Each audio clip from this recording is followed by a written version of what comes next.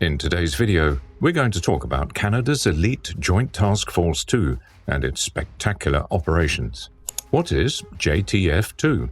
When we talk about Canada's elite military forces, the first thing that comes to mind is Joint Task Force 2, JTF-2, the top-tier Special Ops team in the Canadian Armed Forces.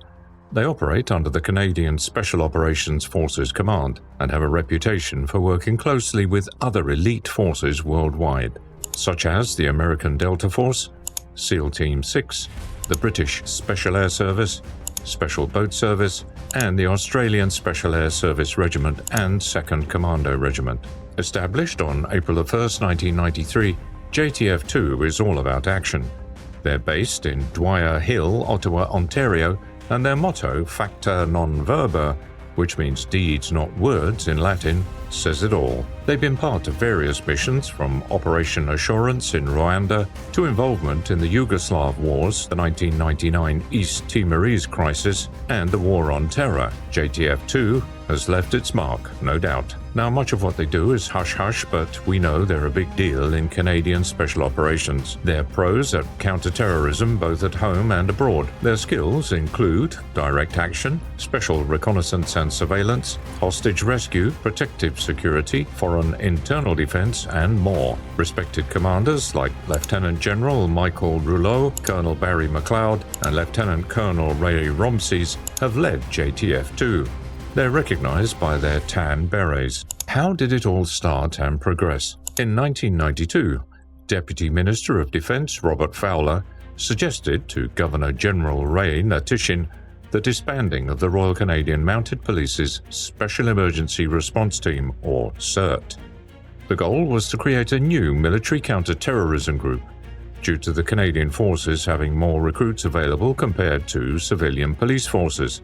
This was aimed primarily to address concerns about police being trained in lethal methods. By early 1993, the unit became operational with just over 100 members, mainly from the Canadian Airborne Regiment and Princess Patricia's Canadian Light Infantry.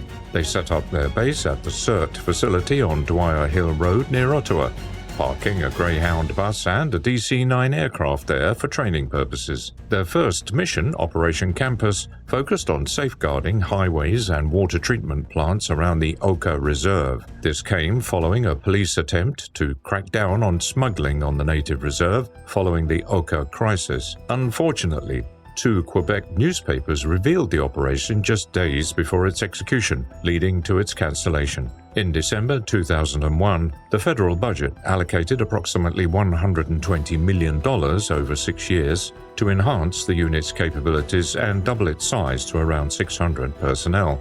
This funding was part of a broader security strategy following the September 11, 2001 attacks.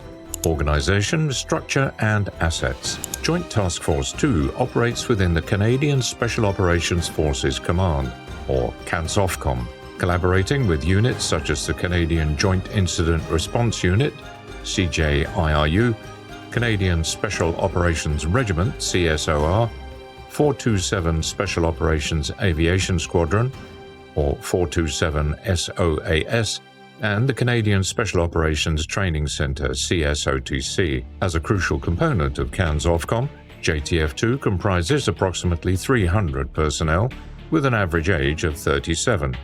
Led by a Lieutenant Colonel, the Dwyer Hill facility includes various amenities like a close-quarter battle facility, a DC-10 aircraft, a gymnasium, Olympic-sized swimming pool, a well-equipped shooting range, and an 8-story building for hostage rescue training.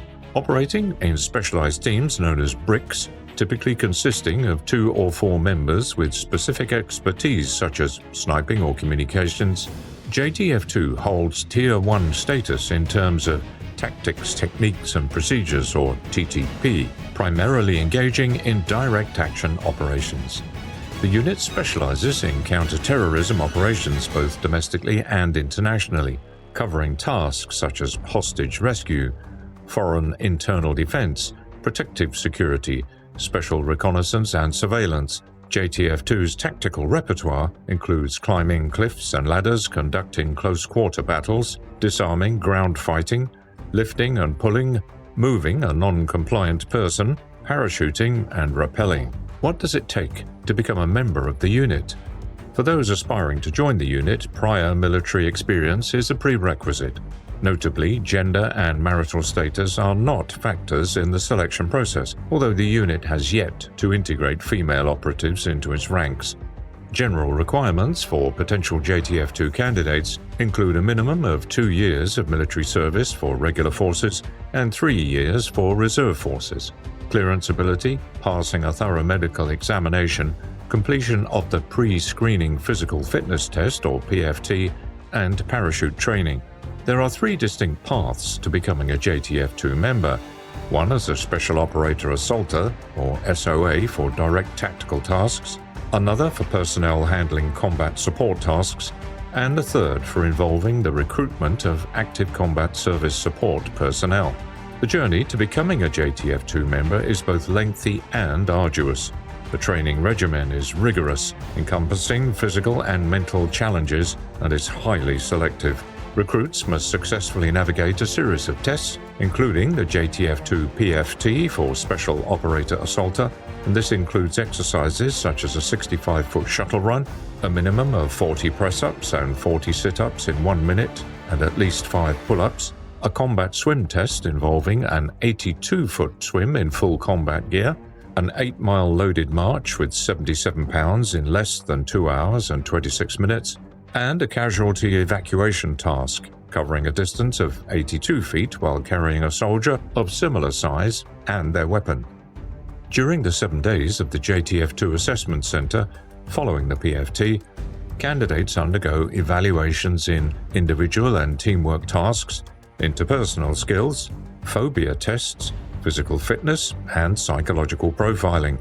This phase is pivotal, assessing a candidate's ability to handle weaponry, identify and respond to threats, make decisions under mental and physical stress, and accurately recall directions and locations. Members of Joint Task Force 2 are held to an exceptionally high standard. The final phase of selection is the Special Operations Assaulter Course, or SOAC, lasting around 7 months. Operations of JTF-2. Zaire.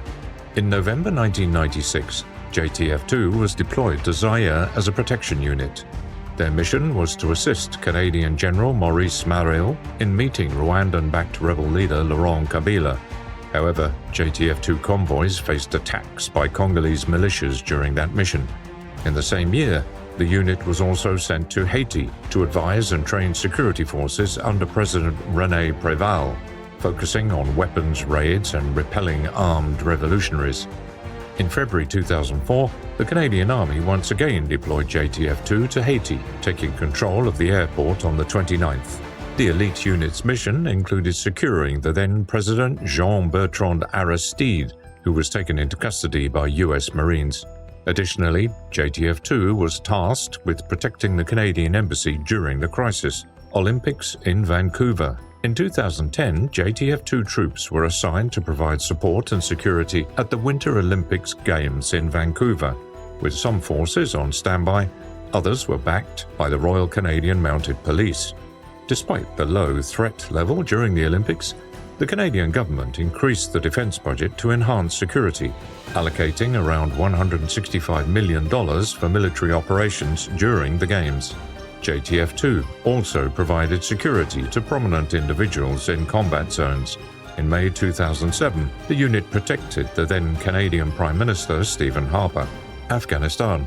Following the 9/11 attacks in December 2001, the Canadian government deployed around 40 JTF-2 soldiers to Afghanistan as part of Task Force K-Bar.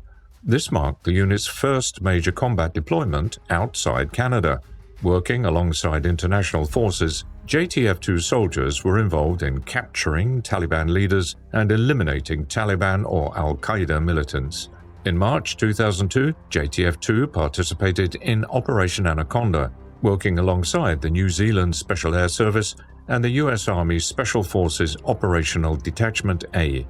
In 2004, JTF-2 received a commendation for heroism from the U.S. President George W. Bush for their efforts in Afghanistan. In July 2005, Additional units were sent to Afghanistan attached to a US Special Forces command in the Kandahar base. In August 2021, the Canadian Army deployed JTF-2 alongside the CSOR to Afghanistan to destroy sensitive documents and assist with the evacuation of staff from the Canadian Embassy in Kabul following the Taliban takeover. Iraq. In 2006, JTF-2 collaborated with the US and the UK to rescue 4 Christian peace activists in Iraq. Task Force Knight, the UK Special Forces Task Force, launched Operation Lightwater, with JTF-2 assisting in the recovery mission. In 2014, JTF-2 participated in Operation Impact, a Canadian operation aimed at training the Iraqi government military to combat the Islamic State in Iraq. Syria. On June 22, 2017, a JTF-2 sniper achieved a potentially record-breaking shot, killing an Islamic State fighter at a distance of 2.2 miles. Stationed atop a skyscraper, the sniper and spotter took 4 seconds for the shot to reach the target, using a Macmillan TAC-50 .5 heavy-caliber rifle. This surpassed the previous record set in 2009 by British Corporal Craig Harrison, who scored a kill from 1.5 miles.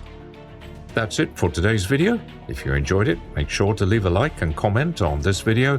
Also, don't forget to hit the subscribe button if you like what we're doing and want us to continue with more cool content. Until the next time.